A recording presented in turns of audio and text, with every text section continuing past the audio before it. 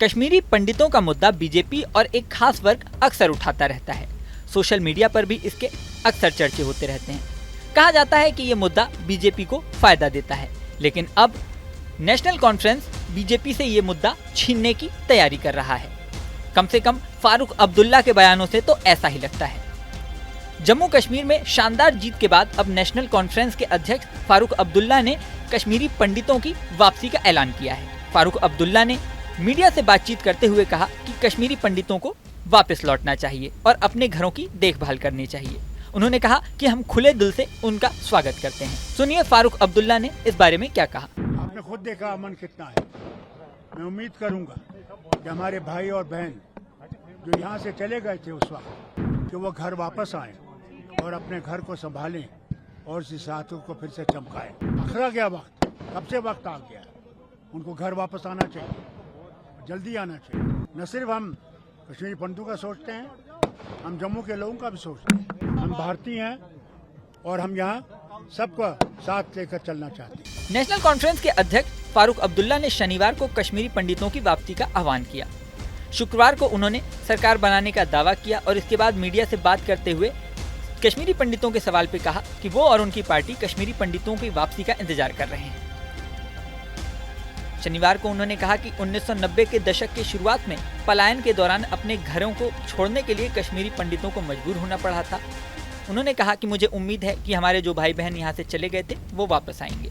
इसी के साथ उन्होंने ये भी कहा कि हम सिर्फ कश्मीरी पंडितों के बारे में नहीं सोचते, जम्मू के लोगों के बारे में भी सोचते हैं। सुनिए फारूक अब्दुल्ला ने इस बारे में क्या कहा। ये रियासत को अगर हमने आगे ले जाना है तो हमने नफरतों को दूर करना है। अगर हम नफरतों को दूर नहीं कर सकेंगे तो हम इस रियासत को चला नहीं सकेंगे। हमने जम्मू के लोगों के दिल जीतने हैं, उसके लिए हमने कोशिश करनी है। जो उनमें झूठा प्रोपेगेंडा किया गया उनकी गलती नहीं है। उन्हें ये सुनाया गया कि साहब या पत्थरबाजी शुरू हो जाएगी या आतंकवाद शुरू हो जाएगा, आप लोग खतरे में हैं। मगर उन्होंने ये नहीं देखा कि उनकी जमीनें चली गई, उनकी नौकरियां चली गई, उनका सब कुछ गायब हो गया, मगर वो उनके प्रोपेगेंडा में आ गए। हम उनके दिलों से ये प्रोपेगेंडा निकालना चाहते हैं। हम चाहते हैं कि हम सब खुशहाली से रहें। इस रियासत के बड़े मुश्किलात हैं और उन मुश्किलात का हमने मुकाबला करना है। इन्होंने भी करना है, हमने भी करना है, तभी ये रियासत आगे चलेगी। और इसमें हमें दिल्ली की हुकूमत का बहुत जरूरी ताउन चाहिए कि यहाँ स्टेट रोड रिस्टोर हो और हुकूमत काम कर सके। आखिरकार ये हिंदुस्तान का ताज है, मुकुट है। अगर ताज चमकेगा नहीं। यहाँ आपको ये भी बता दें कि विधानसभा चुनाव में नेशनल कॉन्फ्रेंस को 42 सीटें मिली थीं और नेशनल कॉन्फ्रेंस जम्मू कश्मीर में सबसे बड़ी पार्टी बनकर उभरी है।